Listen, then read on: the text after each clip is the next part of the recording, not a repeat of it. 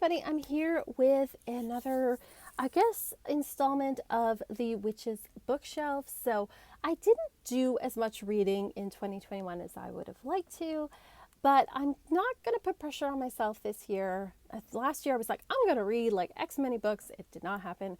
And that's okay because we are living in weird times and we can't always plan for things. But I would like to do these every so often where I just talk about like what I've read, do little book reviews, talk about what I'm reading right now, and just give you my honest opinions about these books. So I was kind of thinking this year that I might do, I don't know if I'll do a depth year, but I have this habit, and I know a lot of other book lovers have this habit too, where I buy a book, I start to read it, and then I see another book where I'm like, oh, I should get that. And instead of waiting till I finish the first book, I jump to the next book, and then the cycle continues, right? So now I'm like, you know what? No, I actually do still, I know I've been talking about this for a while, I have to clean out all my bookshelves, go through my decks, go through my books, but I want to, this year, my main goal, I think, is to try not to get new books, but to read the books I already have. And to read them through. Just pick a book and read it through.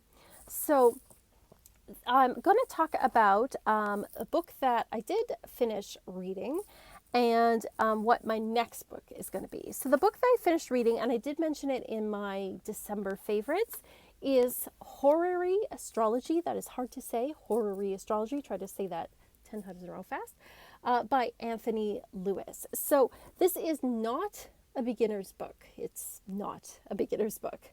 But I found it in our local bookstore here, and it was in like the, like New Age occult astrology section. And it was kind of like a weird book to see there because I was kind of curious about horary astrology, which is hard to say. And seeing a book there, I was like, oh, what is this? And someone had suggested to me that perhaps this was ordered by someone and the person didn't pick it up, so they put it on a shelf, because it's not your typical book that you see in a bookstore on astrology, because most astrology books are beginner books or beginner to intermediate, maybe, that you see in your bookstore, right? So I did pick this up. This book, I'm trying to figure out how I would rate this book because, again, I wouldn't recommend it for beginning astrologers. Also, there were things in this book that even I was like, I don't know what he's talking about here. So it is for more advanced astrology, people into astrology. If you're more advanced astrologer, that's what I'm looking for. So the way that this book is sort of laid out is horary astrology is using astrology as divination. So it's most commonly used traditionally to find lost objects or lost people. So people would come to an astrologer and they would say, I've lost my horse. I want to know, is it stolen? Will I get it back? Where is it? Just as an example. And then the astrologer would drop a chart for the moment the question was asked, and then look at the sky to give the person an answer, which is pretty cool, right? And I was like, I don't know about this. I'm a little skeptical about it, but I've been doing some of it, and it has been fascinating and interesting. Every time someone loses something, I'm like, oh, let me look, because I have an app on my phone that has like, what's going on in the sky right now. I'm like, let me look at the chart for this. I'll take a look. So that part has definitely been fun. The way that this book is organized, he talks first about kind of how he got into it as an astrologer, and then he starts to give examples of charts, like people who have come to him or to other people, or historical examples of people, people have gone missing or they've lost something, lost items. And so he talks about the issue, he shows you the chart, and then he talks about how he figured it out, which is interesting. But I would really have loved it to be a little bit more step by step of like, here's what you look for, here's next step, here's what you look for in this, here's what you look for in that, laid out a little bit better. Because what I did with this is he'd give an example, and then I would look at the chart and make my best guess on the information in the chart. And then I would read his logic for it. And I would say like maybe 7 or 8 times out of 10, I had come to the same conclusion he'd come to, but in a different way. Like I'd used a little bit of a different logic for it, if that makes sense. So I found those examples to be really fun, but I wish he had put like more step by step of what you do to figure it out or how he figured it out. The other part of this book, I think, which will turn off a lot of more beginner people or even intermediate people, is he has big chunks and sections of references to older books. So, for example, he learned horary astrology by reading William Lilly, who is a astrologer from the 1600s. And so he'll include like whole big sections of Williams Lilly's writing or these other writers that are, from a long time ago with this language where I'm like reading sentences and I'm like, what? What did he just say? I don't know what he just said. So I'm trying to find a section here which, so I'll just read you a sentence to give you an idea. If he be separated from Jupiter, or in the house of Jupiter, then through fast or abstinence or ordering of laws, or by excess of care of governing of things, or managing the affairs of the house, or else some trust put upon him that carried it away and mislaid it. So that sentence is a sentence that most people are going to be like, what? I understood most of that sentence, but there are sentences that are even more obtuse than that in this book. And he has whole big sections of it.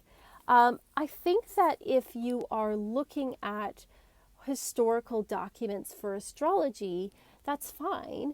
I think that it almost felt like could be two separate books in that have an instructional book about how to do horary astrology. And if you're interested in knowing what William Lilly had to say about it or some of these other people had to say about it, that could be another book that talks more about the historical reference points. So while I appreciate he's saying, here's where I got it from, here's where I got this logic from, I think most readers are going to be like, what the heck? And there's pages of it, like pages and pages of it. So I found that part, like I kind of like slogged through those parts and really was trying to understand like what is he saying. I don't think it actually really added to my understanding of horary astrology. I mean, I have no problem with saying like, oh, I got this from William Lilly, he said this thing, and doing like a modern interpretation of what he said. But I don't think most people who just are like, hey, I just want to learn how to do this are going to go through all of those things. So I did enjoy this book because it did at least get me interested in horary astrology. It got me started. I really liked his stories about the ones that he did, the issues that he had figured out, the items that he had ended up finding. I found that really enjoyable. Like his writing is really good. But all of the excerpts from William Lilly and some of these other older like astrologers from centuries ago, I just found I was like slogging through and trying to understand what they were saying. And I wish someone had just said, oh, if you want to look this up, it's William Lilly, this book, these pages, here's a summary of what he said, in plain modern language. I would appreciate that a lot more. And I mean, like, I love history and I think it's good that he's citing where he got it from and how he learned it and all of that. But I feel like that is like a separate book. So I'm going to try and find other books on horary astrology because I would love to learn it. I just don't know if this is the best way to learn it because I wanted something that was a little more step by step. And I wanted something where it like explained it a little better in plain modern English and I would say like half this book is, a third to half of this book is quotes and big sections from Lilly and other people, which I didn't necessarily need for just a beginner of horary astrology. So it's hard for me to rate this book because I enjoyed it. I learned stuff from it, but there are aspects of it that I just didn't find to be terribly helpful. So I'm not really sure how to rate it. Would I recommend this to people? maybe it depends on the person. It depends on like how advanced you are. It depends how much you're interested in like history, all of those things. So it's really hard to judge this one, but I got something out of it. I enjoyed it. So my next book is not going to be as mind-boggling. It's The Oracle Creator, The Modern Guide to Creating Oracle or Tarot Deck. This is by the people from Liminal 11. I do not have any Liminal 11 decks. I've heard their decks are really great quality. Just every time I see an unboxing, sorry, Liminal 11, I just don't like the artwork. I don't know what it is about the style. Maybe it's too graphic. I don't know if it's the colors. I have no idea. I just know that I look at it and I'm like, that's not for me. I don't like that. I really don't like that. So I haven't got any of their decks or anything. But when I saw this, I was like, oh, that's something I might be interested in, because it, obviously they are an independent publisher. And so hearing what they have to say about the creation of Oracle or Tarot decks is very interesting. This book is beautiful. First of all, it's hardcover. Even the inside page, like, look at that. That's just lovely. It's in full color. It's got wonderful diagrams. They talk about everything from designing your deck to the colors you might want to use in creating a deck, the color symbolism. They have interviews with creators.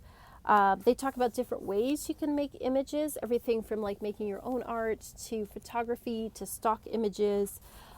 They talk about publishing your deck, all the options, like going with a publisher, self-publishing. They talk about all of that stuff. And I do want to make a deck one day. That is on my bucket list. So I thought, you know what, this might be a really good resource to get me inspired, give me some places to start. And the book is beautiful. So I thought I would change it up a bit and I would go for something a little less academic, but still interesting and informative. And when I'm done with it, I'll let you know what I thought of the Oracle Creator. So let me know what you think of these books, if you've read either of them, if you have either of them, if you'd be interested in any of them. If you know of any good horror-y astrology books that you can recommend to me, I'm all ears. Yes, I know I said I wasn't going to buy new books, but there might be some exceptions this year, so that's why I'm not like totally holding myself to it. Anyway, thank you so much for watching. Again, thank you to all of you who leave comments and watch and subscribe. You guys are the best. Thank you to my patrons. You guys are so awesome and lovely. And if you want to check out my Patreon, links are below. You can take a look at that. I also have my Etsy shop for readings if you want to take a look at that as well. But again, just thanks for watching, guys. You guys are the best. And as always, peace and love.